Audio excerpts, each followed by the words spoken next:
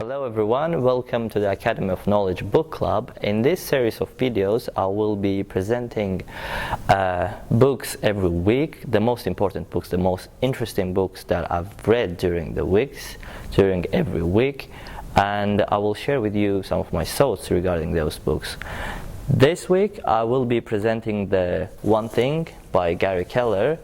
Garry Keller is owner of multi-million business companies, and he's actually a personal development coach. He developed a term as he writes a book about it, The One Thing, and I will be presenting this book today. So the purpose of this video, I'll be actually for half an hour, for 20 minutes, for a certain period of time, I will be explaining in detail the books that I've been reading during the week. So I hope you enjoy this. This book is actually around the concept which is called The One Thing. The One Thing encompasses the term that in order to be successful, what is the one thing that you have to do? So let's start with the introduction. So the first chapter, he's talking describing the question that what is the one thing that you can do this week such that by doing it everything else would appear easier or unnecessary. And he is giving example of his personal success that by using this strategy he actually managed to succeed over time. So he gives two strategies. His first strategy is that the ability to see the bigger picture. If you want to succeed in something, you have to be able to see the bigger picture. At the same time, by seeing the bigger picture, you have to be able to go small, particularly to the one thing, to the one goal that will enable you to achieve that certain task, the certain goal. So you have to see the bigger picture, and you have to go small. You have to narrow your focus down to the one thing which matters the most in your life, in your dreams. The second chapter talks about the domino effect. So he says that in order to achieve this bigger picture of your dreams, of your dream job, of your dream achievements, you have to be able to line up dominoes. As we know from the domino effect, that a small domino is able, if lined up properly, a small domino is able to throw down 50% bigger dominoes. So if you manage to line up dominoes in a correct manner, at the end of the day you will achieve twice as big goals each time when you manage to focus on one thing. So the key is over time here. Success is built sequentially, and it's one thing at a time. So you focus on one thing at a time and continue your journey. So the chain reaction of the domino effect. Then he is in the third chapter, he explains how to find the one thing that matters for you most importantly. So he's saying apparently that the life is not forever. You have to find the one thing that you are most interested in and it matters most for you. And he is saying that extraordinary companies always have product or services they are most known for or makes them the most money. And he brings the examples of KFC. For instance, he says that KFC is just started with simple receipt of chicken. I always miss those words. Anyways, and then he goes to Starbucks, which is a major coffee company, and then McDonald's, and etc. and etc. And another example he gives, a really interesting example, is about the Apple. He's saying the Apple started with iMacs, focused on building iMacs, then made iTunes, then made iPads, and then made iPhones, which is very interesting. It did not necessarily stop the production of iMacs when started the iPhones, but however, he made particular focus each time on a certain product. Another really interesting point he makes is about mentors, and he's talking about the power of mentors, of having mentors, and he is saying that no one is self-made. Even Albert Einstein had his own mentor. For instance, even the Alexander the Great, he had mentors. His mentor was Aristotle, and Aristotle was mentored as well. Guess who was Aristotle's mentor? It was Plato, and Plato was mentored by Socrates as well. So if you want to achieve greatness, if you want to be big, you have to have mentors who influence your life, who guide you, and mentors can be a really shortcut in your life to achieve your goals. So make sure that you find proper mentors in your life whom you can learn from. The one thing shows up time again and again in the lives of successful people because it's the fundamental truth, as he mentions. And then he says that the one thing sits at the heart of success is the starting point for achieving extraordinary results.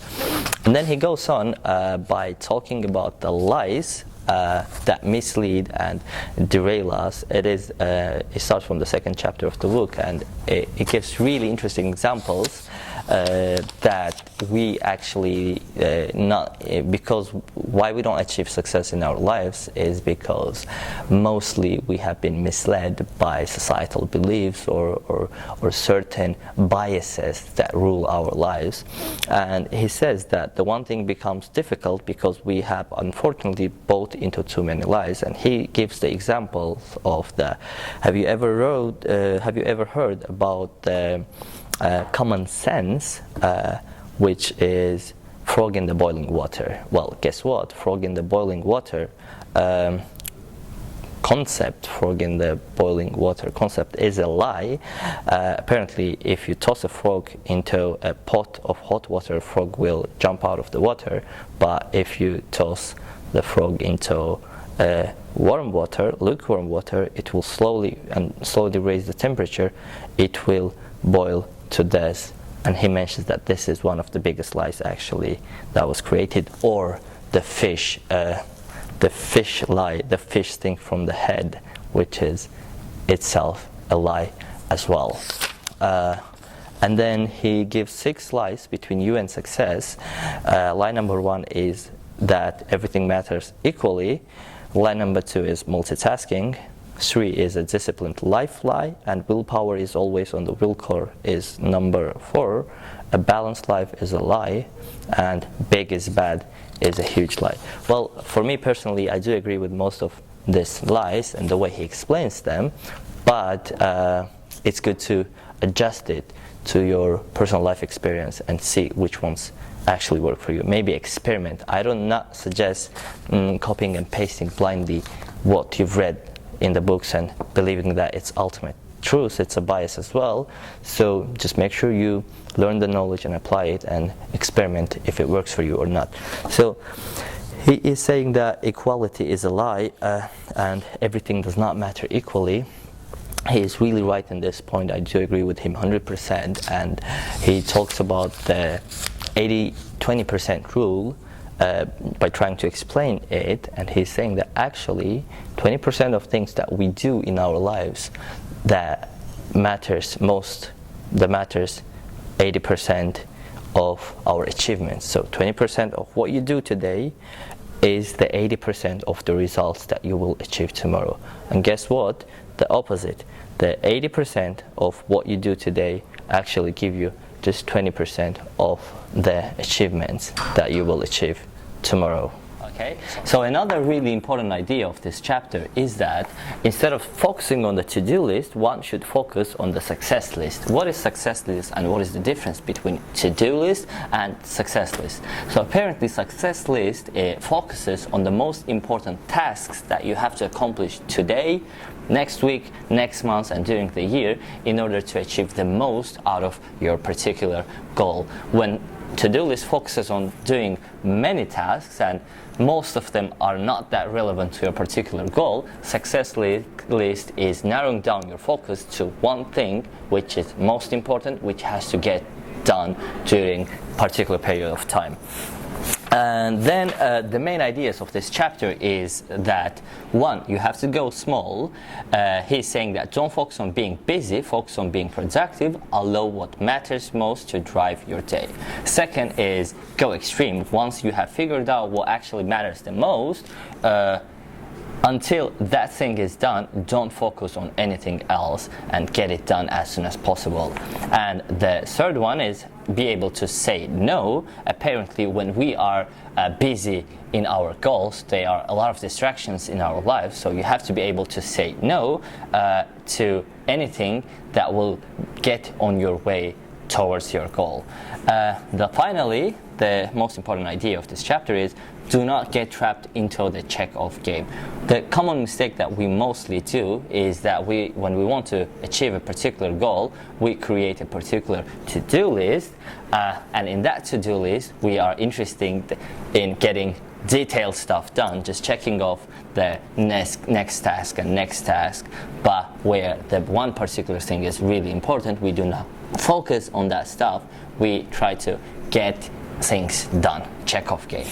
So another lie, next chapter he's talking about the multitasking, and he's saying that multitasking is a huge lie because our brain can focus on one particular thing in one particular time. For instance, he is mentioning that a person can walk and think at the same time, but a person cannot focus on walking or thinking in one particular time. You will either focus on walking or you will either focus on thinking. You cannot do both at the same time because our brains are not capable of multitasking. It's a huge lie because even if you do focus on two things at the same time, you will not be able to focus as much, and at the end of the day you will produce an average maximum.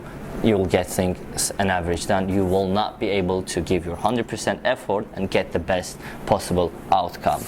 And therefore, he is saying that juggling is an illusion, and our focus is not cannot be on two things in one time.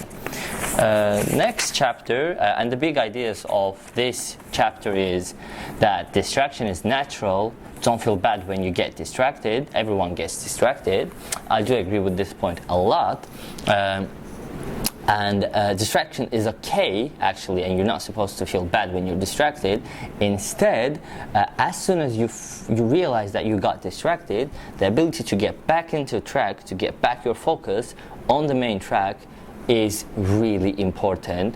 And as long as you do that, it's okay to get distracted, because guess what? Everyone gets distracted. For instance, I've been doing meditation every morning for 1 year almost, and it's really very helpful to get your focus during the day on particular tasks that you are doing. Therefore, the main idea of meditating is focusing on one thing in one moment, being present to your moment. And what you have to do, what I myself do, I focus on my breathing, inhaling and exhaling, and I try to be in that particular moment and not to think about anything else. But what happens occasionally, every minute, maybe every other second, several ideas pop up in my brain, in my mind, and I can get drawn into another reality which is not in this present moment. And it's okay, as soon as I realize that I am distracted, I have to get back to my past of the present moment, and I realize that I got distracted and that distracted person is not me. I am back in my I'm aware of that distraction and I go back to my past. Then you are able to meditate, and as time progresses, you get less and less distracted and more focused on the task you are doing. So it's a really good exercise. I would suggest you spend 15-10 minutes every morning on trying to focus in one particular thing during that time frame, and just build that habit, make your brain learn that skill. Then he's saying that multitasking is a toll, and finally he's saying that distraction undermines the result. Number 6, he is saying that a disciplined life is a lie. I do not necessarily agree with this concept as fully, that disciplined life is a lie, but I do agree with most of his arguments that success is actually a short race, a sprint filled by discipline, just long enough for habit to kick off. He's talking about habits here as well, and he's saying that actually you do not need to get the rest of your life disciplined, focused 100% on, oh, my morning is this, my evening is this, my midday is this. But what you actually have to do is focus on certain task, get it done, make your brain used to that task, and guess what? After a certain period of time, it gets into habit, and your brain does not need to think, spend that much energy on doing that, and the habit kicks in, and that's where you get the real success, because you do not spend that much effort again. And then he's continuing, and he is saying that 66 days to the sweet spot. Apparently a research has been done by University College London, which says that a habit for a person to be built on average takes 66 days. A bigger number is between 18 to 254 days, but on average people turn something into habit in 66 days. So that's the average number. Some may take sooner, 18 days, others may take a little longer, but the average number is 90% of people take 66 days in order to turn something into the habit. This is a really interesting point here he makes, and the big idea of this chapter is to not be a disciplined person, be a person of powerful habits, use selected disciplines to develop them. Second, build one habit at a time, and he's talking about the willpower here, that willpower is a muscle and willpower gets tired as you work it. So another big idea here is that you have to focus on building one habit at a time. And he gives an example that, for instance, imagine a person, he is planning that he's going to wake up this morning and meditate for 15 minutes and build that meditation habit, and then after meditating he's going to go to the gym and work out every day hard to build this 8-pack massive built body, and then he is going to go to work and give the 100%, kill it in the work, and then come back home and he is going to focus on his relations, his social life, he's going to kill it there, and then later on during the night he's going to focus on his business idea, create this super massive strategical business plan. And guess what happens? At the end of the day, you either get tired after doing the first two tasks, like meditating, building the habit of meditating, or working out, or maximum you'll make it to the doing good work, but the rest part will not work, or you will end up finishing everything, but you will give just 50% or even lower of your productivity to those tasks. Instead, what you have to do, build one habit at a time. For instance, build the habit of meditating every morning and doing your routine work that you have built already, and then build the habit of working out, build the habit of creating business plan, creating the business ideas, and etc., one at a time. And as long as one gets done, the first domino falls, you can build the second domino that will fall, and then the third, and then you can focus on bigger and bigger tasks and get them done one by one. That's his point he's trying to make in his book, that get one thing done at a time. And then he is telling that give in each habit enough time to kick in. So don't quit early, make sure you properly build that habit, which lasts between 18 to 200 days, and mostly it's going to take for you 2 months, 66 days to get the habit done. And next is talking about willpower. As I mentioned, that willpower is a muscle, it gets tired as you work, so focus on strengthening that muscle of creating the habit of willpower, but make sure you get enough rest as well, so that your willpower will recharge and you will get the energy for the next day as well. And another idea is here that your willpower is the strongest on the first half of the day, so make sure you get the most important work done on the first half of the day until the midday. And big ideas here are that do not spread your willpower too thin. So the big ideas here is that do not spread your willpowers too thin. On any given day you have a limited supply of the willpower, so decide what matters and reserve your willpower for it. Second is monitor your fuel gauge. Full strength willpower requires full tank, so never let what matters most to be compromised by simply because your brain was under fuel. That's really important part. And then he's saying that time your tasks, do what matters most first each day when your willpower is strongest. And maximum strength willpower means maximum productivity and maximum success. And then he is saying that a balanced life is a massive lie. This is a bit controversial part of the book as well, but later on he explains this in a good way, that attending all things 100%, focus on everything is not possible. So therefore, put one goal in your life, that I'm going to achieve success in this part of my life, and then I'm going to move to the second part of my goals, and then get it done, and then one by one continue achieving your goals. But put particular goals, and he's saying that you have to have the list of what is the most important thing I have to do today, what is the most important thing I have to do during this week, and then what is the most important thing I have to do during this month, a year, in 5 years, and in long term, like what is the most important thing I want in my life. Put those goals and achieve them one by one, instead of giving 100% of focus to many things, many parts of your areas of your life, which is impossible.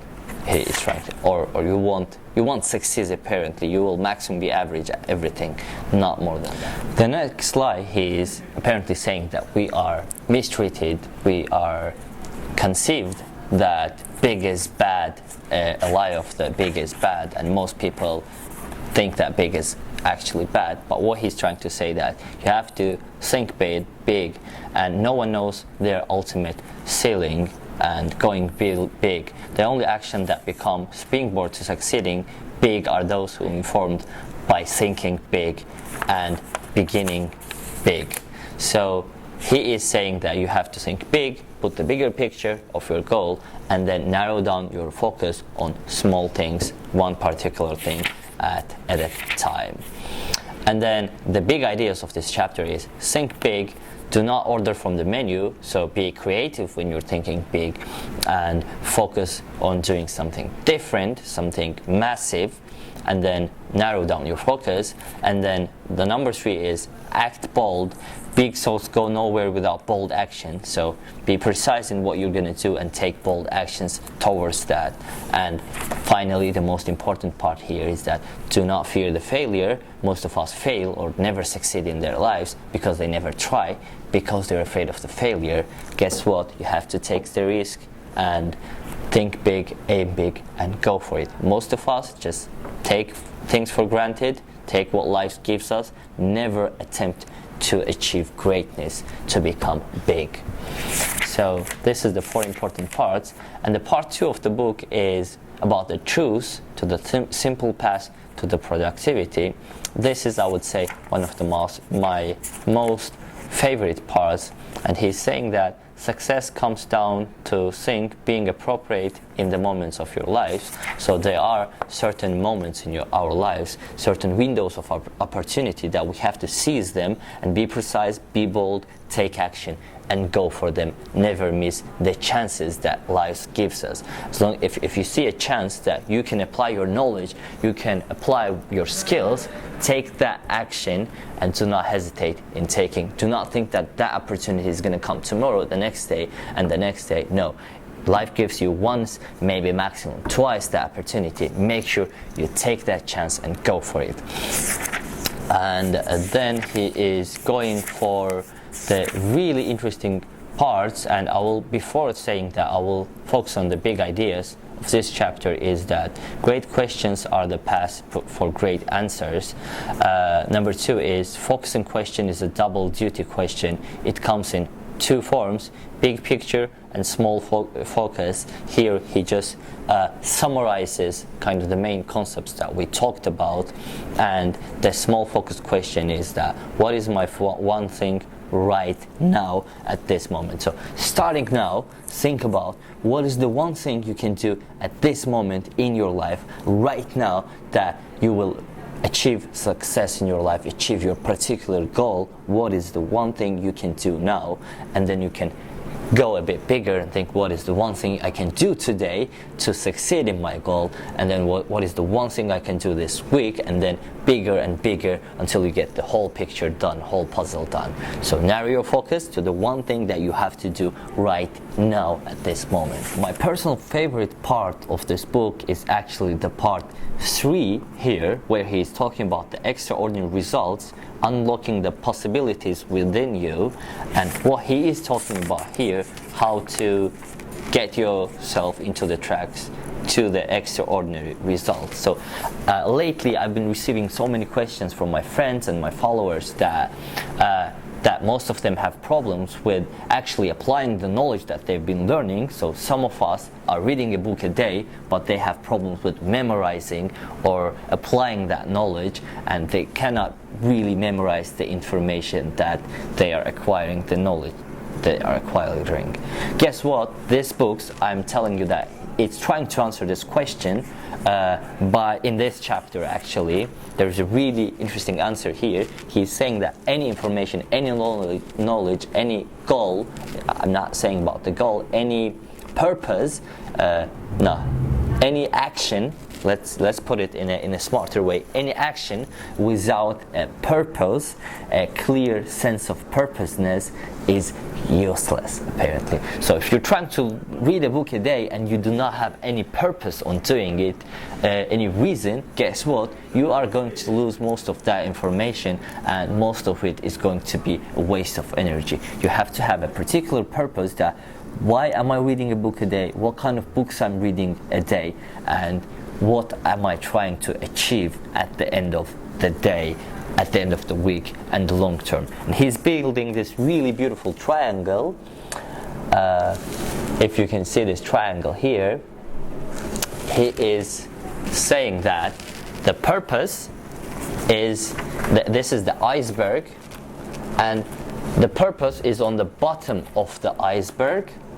It is the most important thing that you have to do. Number 2 is priority. So you have to have your clear sense of purpose, that why you are taking a certain action. And next comes the productivity. So let's quickly summarize this triangle of success. The most important thing, if you're undertaking a certain action, you have to have a clear sense of purpose. Then comes the priority. You have to prioritize the tasks that you are undertaking. Which one is the most important, the one thing that I have to do to achieve my purpose. And then finally comes the productivity. And after the productivity, once you are interested, comes the profit. You gain the reward of taking a certain action. So without having a clear sense of purpose, even if you're reading a book a day, it's not going to mean anything. So the next chapter is talking about the live with purpose part, and then here he's saying that our purpose sets our priority, and our priority determines the productivity of our actions we produce. Who are we and where we want to go determine what we do and what we accomplish.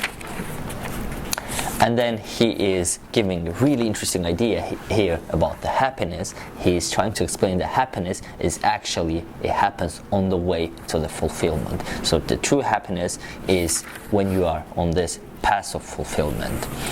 And he is going to next chapters where here he's defining this meaning of living for priority, gives the examples of the lives of the peoples, and kind of summarizes the main ideas. And he's talking about the goals here, that you are having a someday goal, you are having a 5-year goal, and then you are having a monthly, weekly, and daily goals, and right now goal that what is the most important thing I have to do now, which we talked about already. And then he repeats, repeats this idea of the domino effect to make the reader to absorb the whole concept of the one thing, to clearly understand and make it a habit, or make a full understanding out of it. And then the big idea he repeats again, there can only be one big idea. Your most important priority is the one thing you have to do to achieve success. Second is goal set to the now. So if you want to achieve something, I would do like the new year resolutions, or I'm going to go to gym next month. No, if you want to do something, do it now, immediately, right now. That's the most important thing to go towards the path of success. And then put a pen and a paper, write your goals down and keep them close to you, so that you can constantly remind yourself that what your goals are, what you really want to achieve in your life. And he goes, live for the productivity. Productive action transforms lives. Putting together a life of extraordinary results simply comes down to getting the most out of what you do, and when you do what matters. Then he comes to, I would say, one of the most important points of this book is time blocking. So what is the time blocking? You take certain parts of the day for yourself, like 2 hours, 3 hours, 4 hours of the day to yourself. You block your time to the most important thing that you want to do in your life, for your goal, towards your goal. So you block your time. What I do in the morning, I wake up 6 a.m., 7 a.m. I block 4 hours a day so that no one can distract me. Close off my email notifications, Facebook notifications, my phone, I turn it off. I block my time 3-4 hours to my one particular goal that I want to achieve in my life, and then go towards that goal. Until I'm done with that, I would not allow anyone to distract me, and I will simply be able to say no if anyone asks and tries to intervene to my time block. And then here he says that protect your time block no matter what. Be very sensitive with it, protect it with all means possible, and say no to any distraction that is on your way towards your time block. That time block is the most important part of your life to achieve your goal, to succeed, and to gain the most out of what you're doing. And he is kind of explaining the time block on the next chapters, and then he goes on that resting is as important as working. So make sure you get enough rest so that your willpower is back, your energy is back, and you can focus 100%, give your most energy to the task that you are doing. And he is suggesting to block 4 hours a day, at least 3 hours a day to something. And then he is giving the idea that to experience extraordinary results, be a maker in the morning and manager in the afternoon. So in the morning you take action, you start productive your day. In the evening you get your notebook, you get your pen, and start writing the plans for tomorrow. Most important thing you have to do tomorrow in the morning, set out the plans, go to sleep, wake up in the morning and take action and kill it. And then he is repeating the ideas, time blocking technique, protect your time block at any matter. And then he gives the big ideas of the build a bunker. He is using a metaphoric phrase like build a bunker, go that where no one will distract you, get your things done, and then come back to real life. And then store provisions, sweep for the mines, enlist support. Here he's talking about when enlist support means that nobody achieves success alone. Make sure you interact with people who are not going to drag you to the hole, not going to drag you backwards, but lift you upwards. And the power of mentors, of course, have the people that you are going to learn from. Nobody succeeds alone. Get the people who can teach you, who can share their life experience with you, who you can learn from, and make sure you do learn from them. Power of mentors. And then he goes, the 3 commitments, and it's like the follow the path of mastery. So whatever the skill you are trying to acquire, make sure to master it fully the path of mastery, 10,000 hours rule. Practice something 10,000 hours, you will be the best at doing it, or one of the best. You will be above average, one of the best people doing it. Then move from E to P. It means that when you seek mastery, when you seek mastery, a path you go down instead of destination you arrive at, it starts to feel accessible and attainable, and then leave the accountability cycle and etc. E to P, entrepreneurial and purposeful action. So your action is going to be entrepreneurial, and then later on purposeful, determine your purpose. The path of mastery is combination of not only by doing the best you can do, but also doing the best it can be done. It's really interesting idea here. And then leave the accountability cycle, and then he's talking about the happiness, which is a friend of mine, Dominic, he used to always repeat this. He is saying that, Javid, wait a second, these millionaire guys like Bill Gates, I don't know, Warren Buffett, Mark Zuckerberg, they are already billionaires. They can stop working, not give a shit about anything, and go to the beach and just rest there, relax to the end of their lives, eat money, and like enjoy everything they want in this life. But why the hell do they choose to work every day instead of going, having fun and enjoying their lives? Guess what? It's because the happiness, the true resting, is their work actually. So make sure you do what you're interested in. The work you do has to be your rest, your holiday as well. Relax while working and enjoy the process of achieving something. Then you'll truly achieve your success. And he is talking about happiness here, gives example of the successful people, and he is trying to say that be able to say no, you can't please everyone, so don't worry if someone gets hurt, if he is on the way of your success, or maybe say later, not now, at this time. Protect your time block at any matter. And any request must be connected to my one thing for me to consider it. Most people who do not succeed fear the chaos that they are going to face on the path towards the one thing. Oh my god, my life is going to be ruined, I can't handle all this process, one thing, focusing on one thing. But don't be afraid of the chaos. It's going to last for a small period of time until you get your things done. You will move on to next step, and instead of balancing your life, being everywhere, pleasing everyone, I'm gonna do this, please this person, then the second, then the third, and you'll be the best. You'll give your maximum on everything you do. You'll be truly successful person. And then he is saying that when you are striving for greatness, chaos is guaranteed to show up. High achievement and extraordinary results require big energy. Set your goals, time block one thing for business energy. When you spend the early hours energizing yourself, you get pulled through the rest of the day with little additional effort.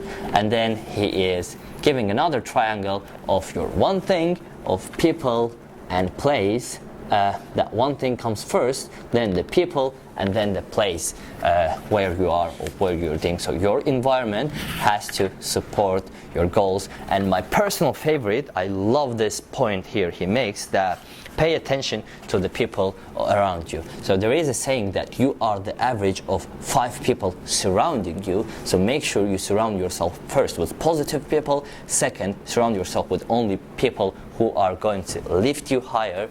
And then there is another theory of 33%. So 33% of the people have to be the people who are higher than you, who are better than you, who are more successful than you. The 33% of people you interact with have to be people like you at your level, and 33% of people have to be the people you are teaching actually. You are mentoring and sharing your life experience. If you follow these rules, you are going to achieve success.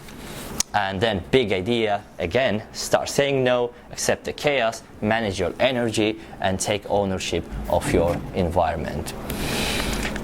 And he gives a very interesting conclusion to the book, my personal favorite, an advice from a friend.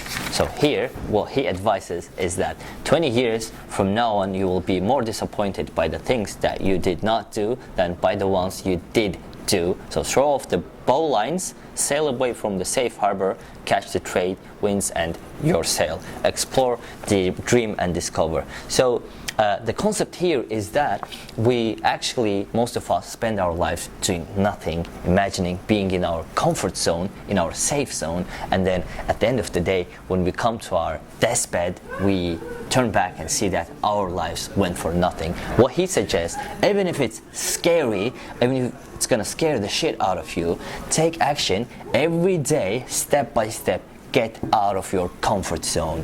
And what matters most, he is saying here that in the deathbed, a life worth living might be measured in many ways, but the one way that stands above all others is living a life for no regrets. And then here he says that in the deathbed, we will never regret, even if we fail, we will never regret the things that we do. We will mostly regret the things that we had never done. We never managed to man off and take the action. So be sure that if life gives you opportunity, take the action. Don't fear the failure. Get out of your comfort zone and live the life, the dream life. So if you do not take the action, if you do not open the door, you will never see the opportunity. You will never achieve the success because you are constantly in your comfort zone. You will do the things that are just enough to help you survive, and you will never achieve success. You'll probably blame others for